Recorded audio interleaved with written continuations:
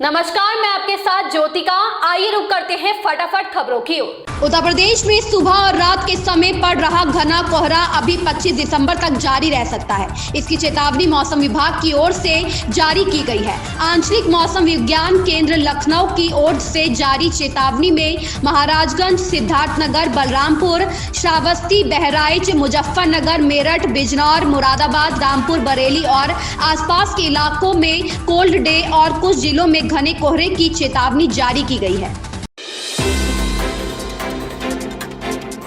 तमिलनाडु की भाजपा उपाध्यक्ष शशिकला पुष्पा ने स्टालिन सरकार के मंत्री पर गंभीर आरोप लगाए हैं। उन्होंने कहा कि पश्चिम बंगाल में ममता बनर्जी की सरकार की तरफ डीएमके के मंत्रियों ने भी हमले शुरू कर दिए हैं। डीएमके मंत्री गीता जीवन ने कुछ उपद्रवियों और 2 पार्षदों को भेजा और उन्होंने मेरे घर और कार में तोड़फोड़ की। उन्होंने मेरे घर में तोड़फोड़ की, लेकिन उल्टा उन्होंने मेरे खिलाफ मामला दर्ज कर दिया है।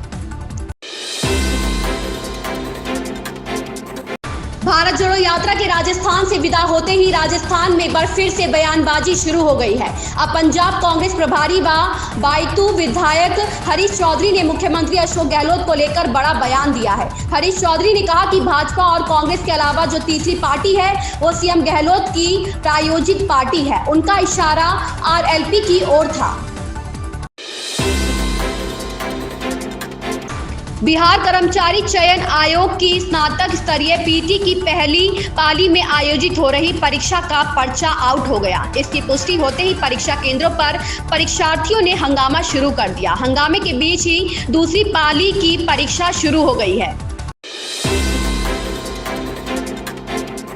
दिल्ली में शुक्रवार को आम आदमी पार्टी ने मेयर पद के नाम की घोषणा कर दी है। आप की शैली ओबरॉय मेयर होंगे। एमसीडी चुनाव जीतने के बाद से ही दिल्ली के नए मेयर को लेकर चर्चाएं तेज थी। शुक्रवार को हुई पीएसी की बैठक में शैली का नाम तय किया गया। उत्तर पूर्वी दंगा मामले में गिरफ्तार जेएनयू के पूर्व छात्र उमर खालिद को तिहाड़ जेल से रिहा कर दिया गया। दिल्ली हाईकोर्ट ने उमर खालिद को अपनी बहन की शादी में शामिल होने के लिए 7 दिन की अंतरिम जमानत दी है।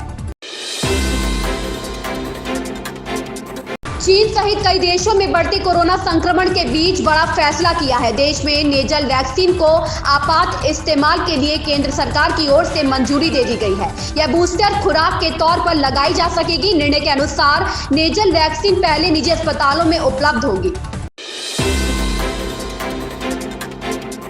बिहार के उप मुख्यमंत्री तेजस्वी यादव ने बृहस्पतिवार को कहा कि राज्य सरकार कोविड-19 के मामलों में बढ़ोतरी की स्थिति उत्पन्न होने पर उससे निपटने के लिए पूरी तरह तैयार है।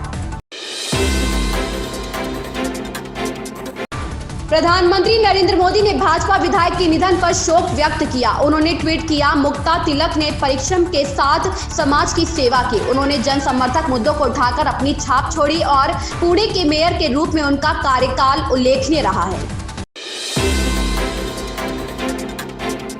बिग बॉस 16 हर दिन गुजरते दिन के साथ दिलचस्प होता जा रहा है। इस बार सलमान खान वीकेंड का वार एपिसोड में घर वालों और दर्शकों के लिए सेंटा बन एक सरप्राइज लेकर आ रहे हैं। यह सरप्राइज एक ऐसा कंटेस्टेंट है जिसे सीजन की शुरुआत से लोगों का भरपूर प्यार मिला था, लेकिन पिछले दिनों उसे शो से बाहर होना पड़ा था। यह और कोई नहीं बल्कि सबसे चहेते छोटे भाईजान यानी अब्दू रोजिक है। जी कुछ मीडिया रिपोर्टर्स के अनुसार अब्दू रोजिक घर में वापसी करने वाले हैं।